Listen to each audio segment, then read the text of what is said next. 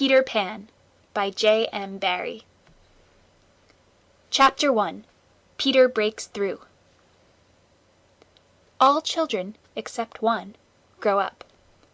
They soon know that they will grow up, and the way Wendy knew was this. One day, when she was 2 years old, she was playing in a garden, and she plucked another flower and ran with it to her mother. I suppose she must have looked rather delightful, for Mrs. Darling put her hand to her heart and cried, "Oh, why can't you remain like this forever?" This was all that passed between them on the subject, but henceforth Wendy knew that she must grow up. You always know after you are 2. 2 is the beginning of the end. Of course, they lived at 14, and until Wendy came, her mother was the chief one. She was a lovely lady, with a romantic mind, and such a sweet mocking mouth. Her romantic mind was like the tiny boxes, one within the other, that come from the puzzling East. However many you discover, there is always one more, and her sweet mocking mouth had one kiss on it that Wendy could never get, though there it was, perfectly conspicuous in the right-hand corner. The way Mr. Darling won her was this. The many gentlemen who had been boys when she was a girl discovered simultaneously that they loved her, and they all ran to her house to propose to her, except Mr. Darling, who took a cab and nipped in first, and so he got her. He got all of her, except the innermost box and the kiss.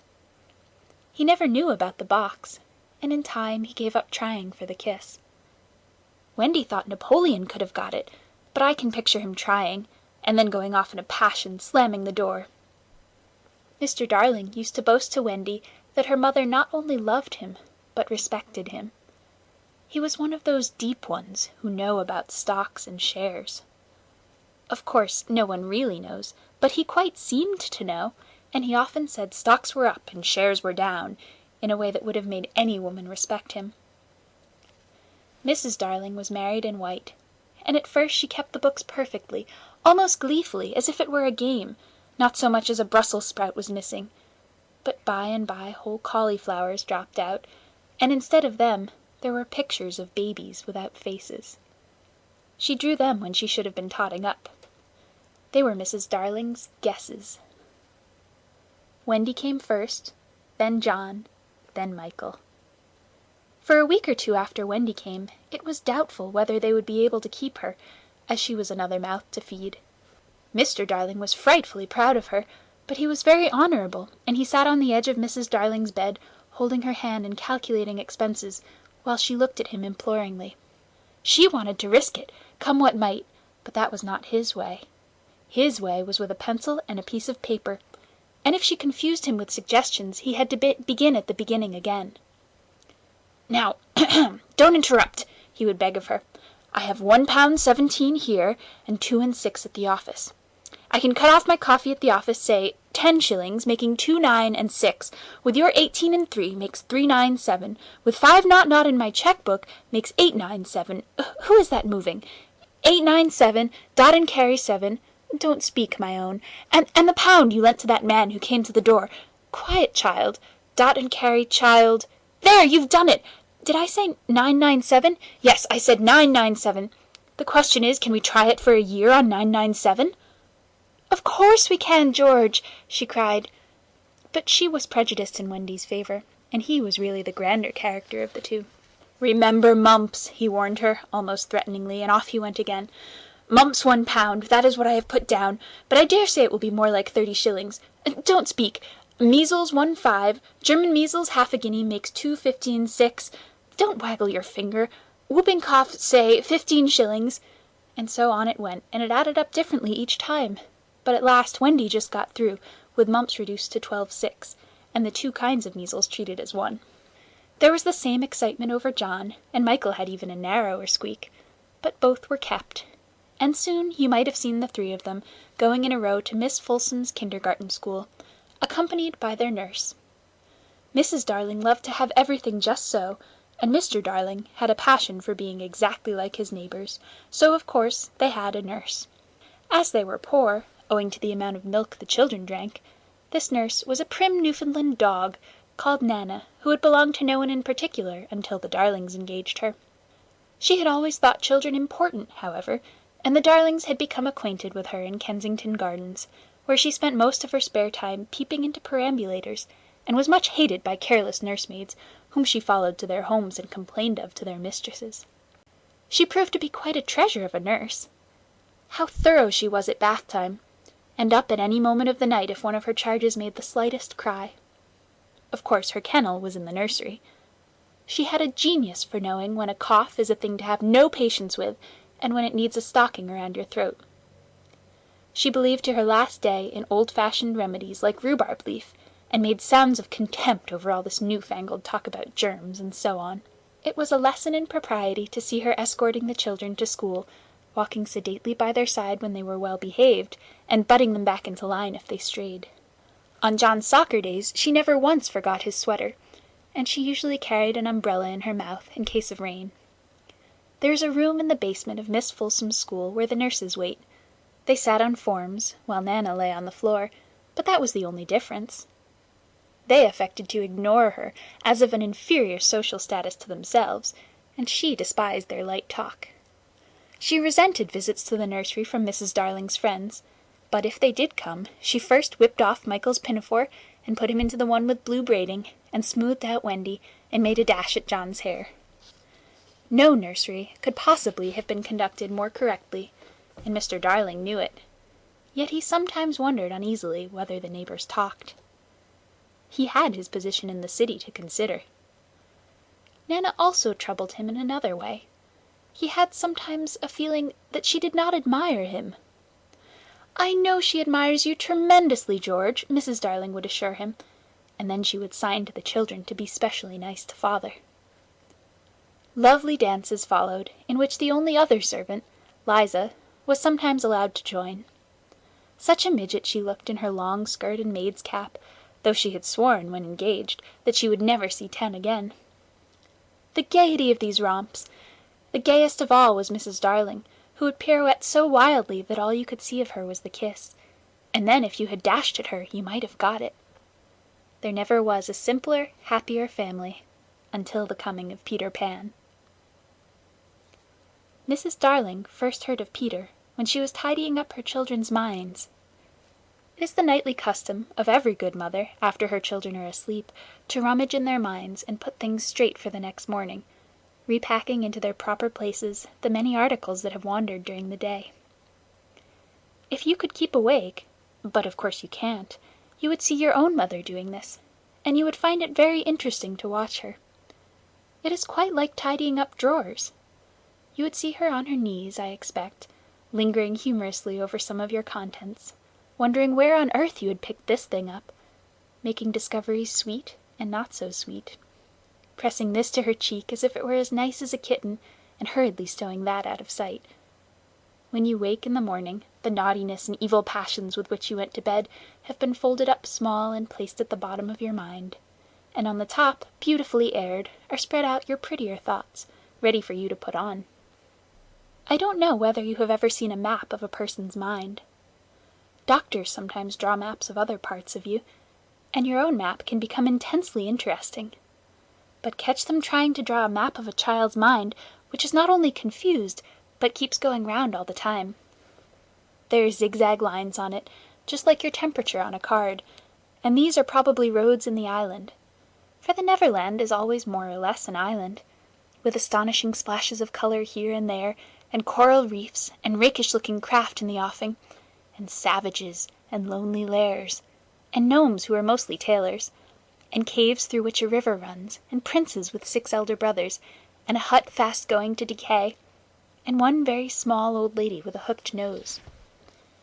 It would be an easy map if that were all, but there is also first day at school, religion, fathers, the round pond, needlework, murders, hangings, verbs that take the dative, chocolate pudding day, getting into braces, say 99 threepence for pulling out your tooth yourself, and so on. And either these are part of the island, or they are another map showing through, and it is all rather confusing, especially as nothing will stand still. Of course, the Neverlands vary a good deal. John's, for instance, had a lagoon with flamingos flying over it, at which John was shooting, while Michael, who was very small, had a flamingo with lagoons flying over it. John lived in a boat turned upside down on the sands, Michael in a wigwam, Wendy in a house of leaves deftly sewn together. John had no friends, Michael had friends at night, Wendy had a pet wolf forsaken by its parents. But on the whole the Neverlands have a family resemblance, and if they stood in a row you could say of them that they have each other's nose and so forth. On these magic shores children at play are forever beaching their coracles. We too have been there. We can still hear the sound of the surf, though we shall land no more. Of all delectable islands, the Neverland is the snuggest and most compact. Not large and sprawly, you know, with tedious distances between one adventure and another, but nicely crammed. When you play at it by day with the chairs and the tablecloth, it is not in the least alarming, but in the 2 minutes before you go to sleep, it becomes very nearly real. That is why there are night lights. Occasionally, in her travels through her children's minds, Mrs. Darling found things she could not understand, and of these, quite the most perplexing was the word Peter. She knew of no Peter, and yet he was here and there in John and Michael's minds, while Wendy's began to be scrawled all over with him. The name stood out in bolder letters than any of the other words, and as Mrs. Darling gazed she felt that it had an oddly cocky appearance. "Yes, he is rather cocky," Wendy admitted with regret. Her mother had been questioning her. "But who is he, my pet?" "He is Peter Pan, you know, mother." At first Mrs. Darling did not know, but after thinking back into her childhood, she just remembered a Peter Pan who was said to live with the fairies. There were odd stories about him, as that when children died he went part of the way with them so that they should not be frightened. She had believed in him at the time, but now that she was married and full of sense, she quite doubted whether there was any such person. "Besides," she said to Wendy, "he would be grown up by this time." "Oh no, he isn't grown up," Wendy assured her confidently, "and he is just my size." She meant that he was her size in both mind and body. She didn't know how she knew it. She just knew it. Mrs. Darling consulted Mr. Darling, but he smiled pooh-pooh. "Mark my words," he said, "it is just some nonsense Nana has been putting into their heads. Just the sort of idea a dog would have. Leave it alone and it will blow over." But it would not blow over, and soon the troublesome boy gave Mrs. Darling quite a shock. Children have the strangest adventures without being troubled by them. For instance, they may remember to mention, a week after the event happened, that when they were in the wood they met their dead father and had a game with him. It was in this casual way that Wendy one morning made a disquieting revelation. Some leaves of a tree had been found on the nursery floor, which certainly were not there when the children went to bed, and Mrs. Darling was puzzling over them when Wendy said with a tolerant smile, "I do believe it is that Peter again." "Whatever do you mean, Wendy?" "It is so naughty of him not to wipe," Wendy said, sighing. She was a tidy child. She explained in quite a matter-of-fact way that she thought Peter sometimes came to the nursery in the night and sat on the foot of her bed and played on his pipes to her. Unfortunately she never woke, so she didn't know how she knew. She just knew. "What nonsense you talk, Precious. No one can get into the house without knocking." "I think he comes by the window," she said. "My love, it is 3 floors up." "Were not the leaves at the foot of the window, Mother?" It was quite true. The leaves had been found very near the window. Mrs. Darling did not know what to think, for it all seemed so natural to Wendy that you could not dismiss it by saying that she had been dreaming. "My child," the mother cried, "why did you not tell me of this before?" "I forgot," said Wendy lightly. She was in a hurry to get her breakfast. Oh, surely she must have been dreaming. But, on the other hand, there were the leaves. Mrs. Darling examined them carefully. They were skeleton leaves, but she was sure they did not come from any tree that grew in England. She crawled about the floor, peering at it with a candle for marks of a strange foot. She rattled the poker up the chimney and tapped the walls. She let a tape down from the window to the pavement, and it was a sheer drop of 30 feet, without so much as a spout to climb up by. Certainly Wendy had been dreaming. But Wendy had not been dreaming, as the very next night showed, the night on which the extraordinary adventures of these children may be said to have begun. On the night we speak of, all the children were once more in bed. It happened to be Nana's evening off, and Mrs. Darling had bathed them and sung to them, till one by one they had let go her hand and slid away into the land of sleep. All were looking so safe and cozy that she smiled at her fears now, and sat down tranquilly by the fire to sew.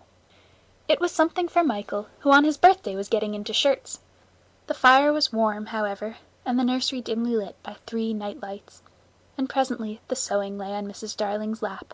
Then her head nodded, oh, so gracefully. She was asleep. Look at the 4 of them, Wendy and Michael over there, John here, and Mrs. Darling by the fire. There should have been a 4th night-light. While she slept she had a dream. She dreamt that the Neverland had come too near, and that a strange boy had broken through from it. He did not alarm her, for she thought she had seen him before in the faces of many women who have no children. Perhaps he is to be found in the faces of some mothers also. But in her dream he had rent the film that obscures the Neverland, and she saw Wendy and John and Michael peeping through the gap. The dream by itself would have been a trifle, but while she was dreaming the window of the nursery blew open, and a boy did drop on the floor.